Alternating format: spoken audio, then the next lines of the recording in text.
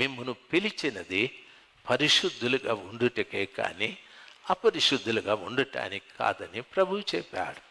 ప్రభువు మనల్ని పిలిచిన ఉద్దేశం మనం పరిశుద్ధంగా ఉండాలని. దేవుని మందిరంలోకి వచ్చిన మీరు మీ అంతటి మీరు రాలేదు.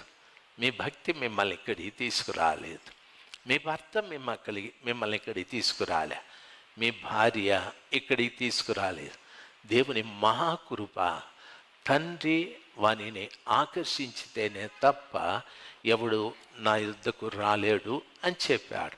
మనలందరినీ తండ్రి ఆకర్షించాడు ఆయన కుమారుడైన యేసు ప్రభు దగ్గరికి.